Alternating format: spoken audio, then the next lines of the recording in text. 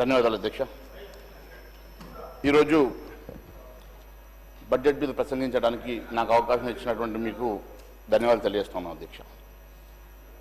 మరి మొన్న బట్టి విక్రమార్క గారు ప్రవేశపెట్టినటువంటి బడ్జెట్ అంశంలో నేను మీడియా పైన ముందు కూడా ఈ అంశాన్ని మాట్లాడడం జరిగింది అధ్యక్ష. ఇది పూర్తిగా హామీలను పాతరేసే బడ్జెట్గా, ఇచ్చినటువంటి హామీలను ఎగవేత చేసేటువంటి బడ్జెట్గా ఉన్నదని, మరి పూర్తిగా పేదల సంక్షేమాన్ని పాతరేసి తెలంగాణకు మొండి చేయించేటువంటి బడ్జెట్గా ఉన్నదని నేను మొన్న చెప్పడం జరిగింది అధ్యక్ష. మరి వాస్తవానికి ఈ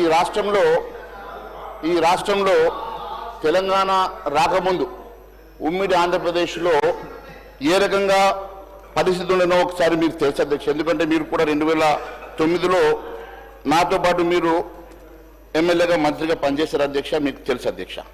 ఉమ్మడి ఆంధ్రప్రదేశ్ రాష్ట్రంలో అధ్యక్ష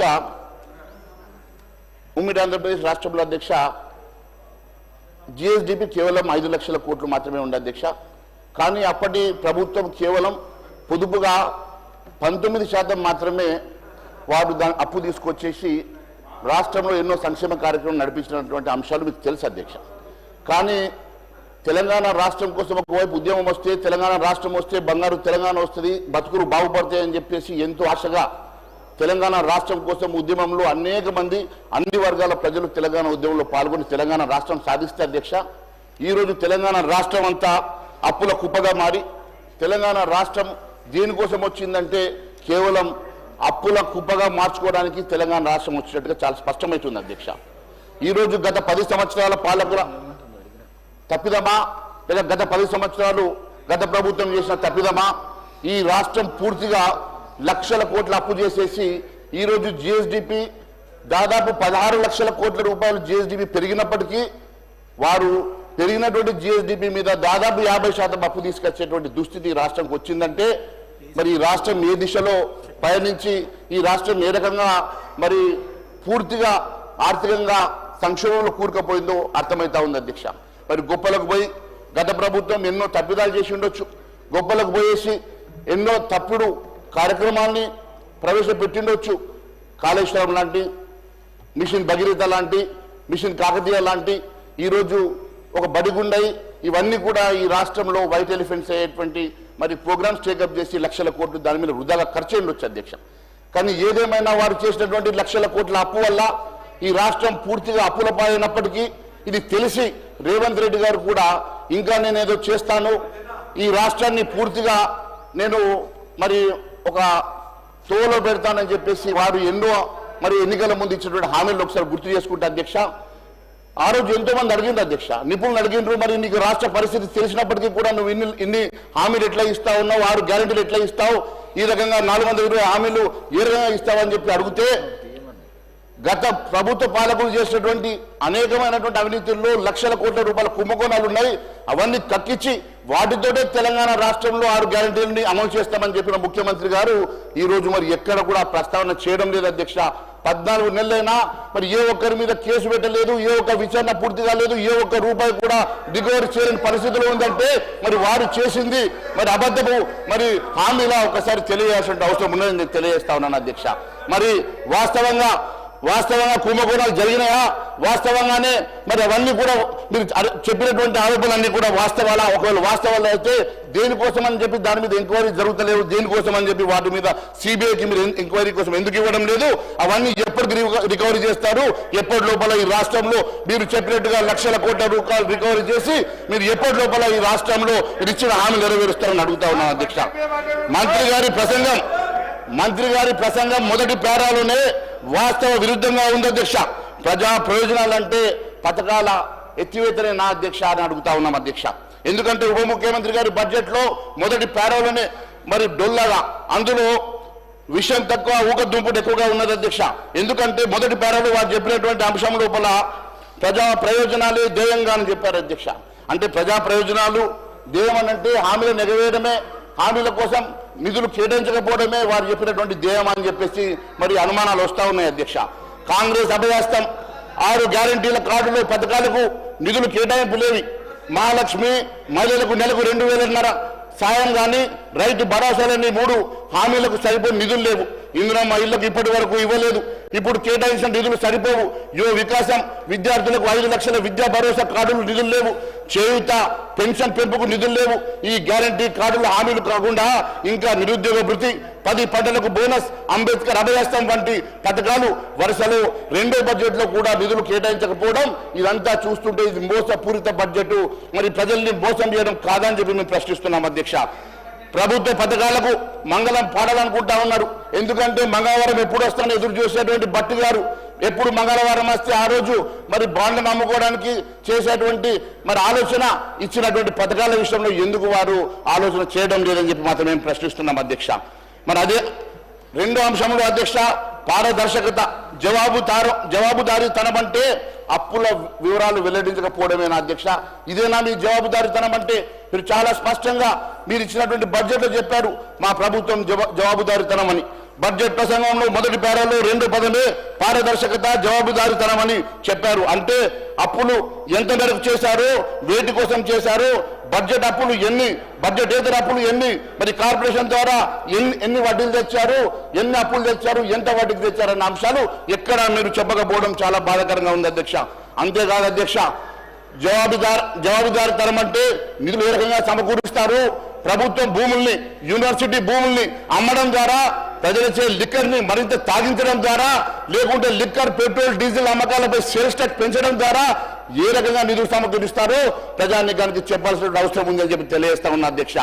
రెవెన్యూ వ్యయంలో మూలధనం వ్యయం 16% అంటే బడ్జెట్ సమపాలన ఎట్లయితుంది అధ్యక్ష? బడ్జెట్ లో చాలా స్పష్టంగా సమతుల్యం ఏర్పాటు చేస్తాం, మరి సమపాలన చెప్పారు కదా అధ్యక్ష.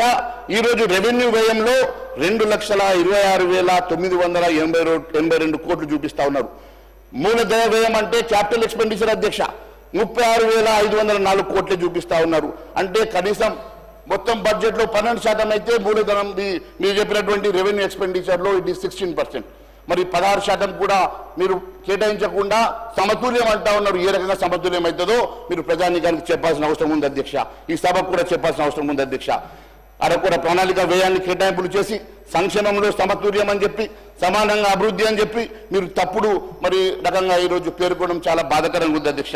కేవలం ఇది అబద్ధాల బడ్జెట్ గా, అన్ని అబద్ధాలతో నింపినటువంటి బడ్జెట్ గానే ఇది ప్రసంగం పూర్తిగా నడిచింది తప్ప ఎక్కడ కూడా సమతుల్యం లేదు అధ్యక్ష అని చెప్పి నేను తెలియజేస్తా ఉన్నాను అధ్యక్ష. అంతేకాకుండా అరకొర నిధులతో అభివృద్ధి ఎలా అవుతుందో ఒకసారి మరి సభకు తెలియాల్సిన అవసరం ఉంది అధ్యక్ష. ఎందుకంటే మీరు కేవలం మూలధనం క్యాపిటల్ ఎక్స్పెండిచర్కి 36,000 కోట్లు కేటాయించి అభివృద్ధి చేస్తామంటే ఏ రకంగా అభివృద్ధి చేస్తారో, మరి నిజంగా కూడా మీరు చెప్పినట్టుగా మరి ఇంత రెవెన్యూ వస్తుందా అంటే, మీరు గత బడ్జెట్ ఒకసారి 2023-24 తీసుకున్నా, 24-25 తీసుకున్నా మరి ఏ రకంగా తగ్గిందో మీకు తెలుసు. 30,000 కోట్లు ఈసారి 60,000 కోట్లు గతంలో తగ్గినప్పుడు మీరు ఏ రకంగా మరి మూలధనాన్ని కూడా మరి క్యాపిటల్ ఎక్స్పెండిచర్ ని కూడా స్పెండ్ చేస్తారో మరి సభకు తెలియజేయాల్సిన అవసరం ఉంది అధ్యక్ష.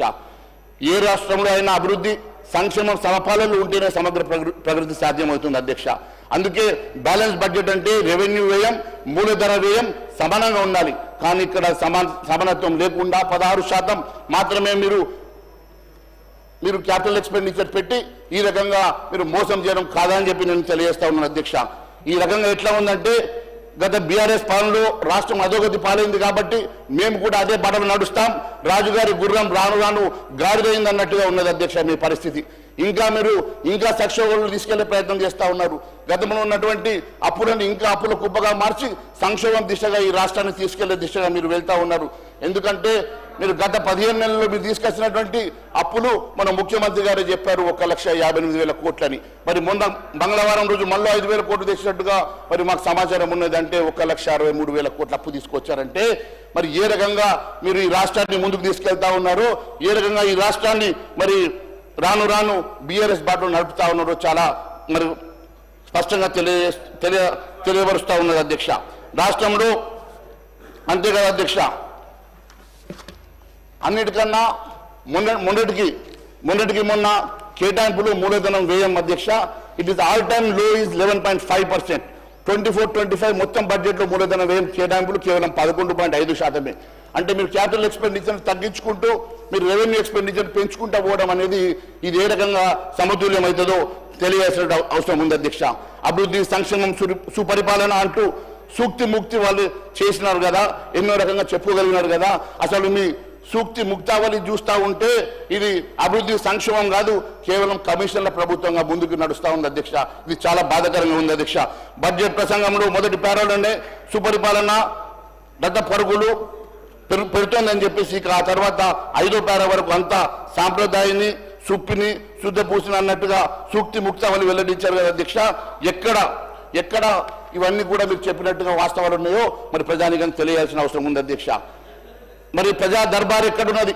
ప్రజా దర్బార్ నిర్వహిస్తామని చెప్పి గొప్పలు చెప్పినటువంటి ఈ ప్రభుత్వం ప్రజా దర్బార్ని పూర్తిగా మూసేసుకున్నారు అధ్యక్ష. నిధులు లేక కూనరిల్లుతున్నాయి. మరి ఎన్ని గ్రామాలు పట్టణాలు ఎన్నికైనా పాలక వర్గాలు లేక నిధులు లేక మొత్తం కూనరిల్లుతున్నాయన్న సంగతి నేను గుర్తు చేస్తా ఉన్నాను అధ్యక్ష. సంక్షేమం లేక పేదలు ఇబ్బంది పడతా ఉన్నారు. ఉద్యోగ ఖాళీలు భర్తీ లేదు, ఇచ్చిన హామీలు అమలు చేయడం లేదు. మరి ఇటీవల సాక్షాత్తు సెక్రటేరియట్ సాక్షిగా 100 మంది పైగా కాంట్రాక్టర్లు వచ్చేసి అక్కడ ధర్నా చేసే పరిస్థితి వచ్చిందంటే గతంలో ఎన్నడూ చూడనటువంటి పరిస్థితి. ఈ రోజు కాంట్రాక్టర్లు సైతం సెక్రటేరియట్కు పోయేసి 20% అని చెప్పి నినాదాలు ఇచ్చేటువంటి దుస్థితిలో ఈ రాష్ట్ర ప్రభుత్వం ఉన్నదంటే ఏ పరిస్థితికి పాలన సాగుతూ ఉన్నదో ఒక్కసారి నేను గుర్తు చేయదలుచుకున్నాను అధ్యక్ష. అంతేకాదు అధ్యక్ష, ఇప్పటి వరకు 25 లోపల చెల్లించకుంటే అసెంబ్లీని ముట్టడి చేస్తామని చెప్పి కాంట్రాక్టర్లు చిన్న కాంట్రాక్టర్ కూడా హెచ్చరించే పరిస్థితికి రాష్ట్ర ప్రభుత్వం ఉందంటే చాలా బాధాకరంగా ఉంది అధ్యక్ష. తెలంగాణ నమూనా అంటే దేంట్లో నమూనానో అర్థం కావడం లేదు అధ్యక్ష. హామీల ఎగవేతల నమూనానా, లేకుంటే మరి కబ్జాలలో, మరి లేకుంటే హైడ్రా పేరు మీద కూల్చివేతల్లో మీరు నమూనానా, దేంట్లో నమూనానో తెలియాల్సిన అవసరం ఉంది అధ్యక్ష. బడ్జెట్ ప్రసంగంలో 5వ పేర అభివృద్ధి సంక్షేమం సుపరిపాలన అనేటువంటి 3 అంశాలతో తెలంగాణ నమూనా అని చెప్పి ఇది దేశానికి ఆదర్శంగా నిలుస్తాయని చెప్పారు కదా. సంక్షేమం అంటే ఇచ్చిన హామీలు ఎగవేత, అభివృద్ధి అంటే లంక బిందెల విజన్, ఇక సుపరిపాలన అంటే 20% కమిషన్ తప్ప ఇంకోటి కనబడతలేదు అధ్యక్ష. కాంగ్రెస్ మేనిఫెస్టోలో లేనటువంటి ఫ్యూచర్ సిటీని ముందుకు తీసుకొస్తా ఉన్నారు.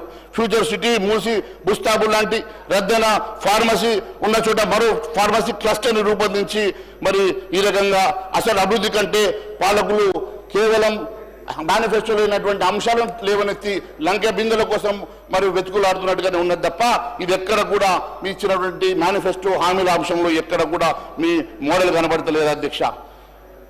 అంతేకాదు అధ్యక్ష, భూసేకరణ పేరు మీద పేద రైతుల్ని మరి గిరిజన రైతుల్ని భయభ్రాంతులు చేసి వారి భూముల్ని కబ్జా చేయడానికి ఉన్నటువంటి శ్రద్ధ ఈ రాష్ట్రంలో మీరు ఇచ్చినటువంటి హామీల మీద లేకపోవడం చాలా బాధాకరంగా ఉంది అధ్యక్ష. అంతేకాదు అధ్యక్ష, ఈరోజు బడ్జెట్ ప్రసంగం 6వ పారాగ్రాఫ్లో తెలంగాణ రైజింగ్ 2050 అనే ప్రణాళికతో ఆర్థిక వ్యవస్థను ముందుకు పోతుందని చెప్పుకున్నారు అధ్యక్ష. నేను ఒకటి అడుగుతా ఉన్నాను, బీఆర్ఎస్ పాలనలు ఇట్లనే బంగారు తెలంగాణను ఊరించారు. అది నినాదం పుట్టి డొల్లాని బంగారు అంతా కూడా కేసీఆర్ కుటుంబానికి చేరిందని ప్రజలు గమనించి ఆ ప్రభుత్వాన్ని ఓడగొడితే ఈ ప్రభుత్వం వచ్చేసి ఈరోజు రైజింగ్ అంటా ఉన్నారు అధ్యక్ష. రైజింగ్ కేవలం ఆ 4 మంత్రులకే రైజింగ్ ఉన్నది, కేవలం క్యాబినెట్లో ఉన్న వారికి రైజింగ్ కనబడతా ఉంది. కానీ ఇక్కడ ఉన్నటువంటి పేద ప్రజలకు అంతా కూడా ఇది ఫాలింగ్ లాగా కనబడతా ఉంది అధ్యక్ష. ఇది ఎక్కడ కూడా అభివృద్ధి అనేది నోచుకోలేని, రైజింగ్ అనేది కనబడని, కేవలం వారి క్యాబినెట్లోనే రైజింగ్ కనబడతా ఉంది తప్ప పేద ప్రజానికానికి కాదని చెప్పి నేను తెలియజేస్తా ఉన్నాను అధ్యక్ష. అంతేకాదు అధ్యక్ష, 15 నెలల్లో 1,63,000 కోట్ల అప్పు చేసి ఏ రకంగా రైజింగ్ అని చెప్పేసి మీరు చెప్పుకుంటున్నారో అది తెలియజేయాల్సినటువంటి అవసరం ఉంది అధ్యక్ష.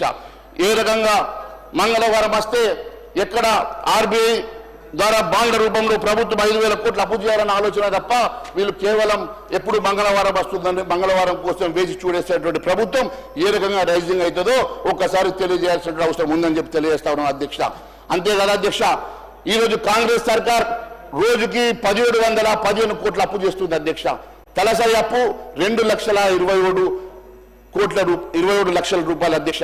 మీడియా కథనాలు బట్టి ప్రస్తుత తెలంగాణ అప్పు